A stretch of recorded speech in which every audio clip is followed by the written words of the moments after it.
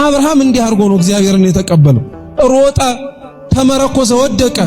እንዲህ አብርሃምን እንደዚሁ ከታሪኩን ስናመጣው ቀላል መሰለ እንጂ እኮ በጣም ባለጸጋ ሽማግሌ እኮ ነው፣ ረጅም ዓመት የኖረ።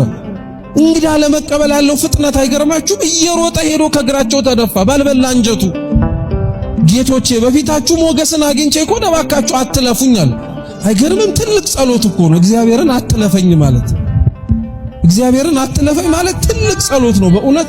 ቤተ መቅደስ የምንጸልየው ቢጠፋን እንኳን እኮ ቆመን ቦታው የሱ እንደሆነ ካወቅን የመምሪያ አድባር ዛፍ ስር የተገለጠው እግዚአብሔር ዛሬ በዛፉ አምሳል በሆነች በቤተ ክርስቲያን እንደሚመጣ እንደሚወርድ ካወቅን ምንም በጸለይ ቢከብደን እኮ አትለፈኝ ማለት አንድ ጸሎት እኮ ነው።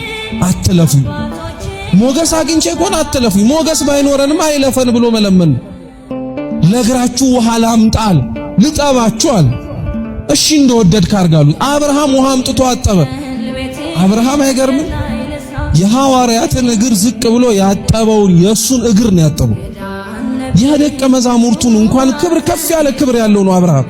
የጌታውን እግር ዝቅ ብሎ ነው ያጠበው። ምን አይነት መታደል እንደሆነ አስቡት። አብርሃም እግራቸውን አጠበ።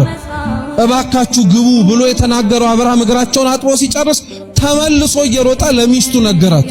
እባክሽ በሶስት መስፈሪያ ዱቄት ሰልቂና አንድን ጎቻ ጋግሪላቸዋል።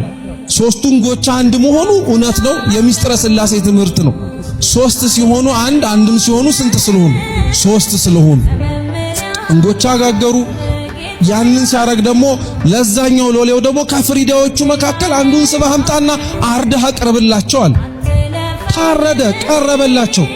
ቅድስት ሥላሴ በአብርሃም ፊት እንደሚበሉ ይመስሉ ነበር ይላሉ ሊቃውንተ ቤተ ክርስቲያን። እሱም ያልበላ ስለሆነ እየበሉ እንዲበላ፣ ነገር ግን በእነሱ ሰም በእሳት ፊት ሲቀልጥ እንደሚቀልጥ እህሉን ከፊት ለፊታቸው ይቀልጥ ነበረ።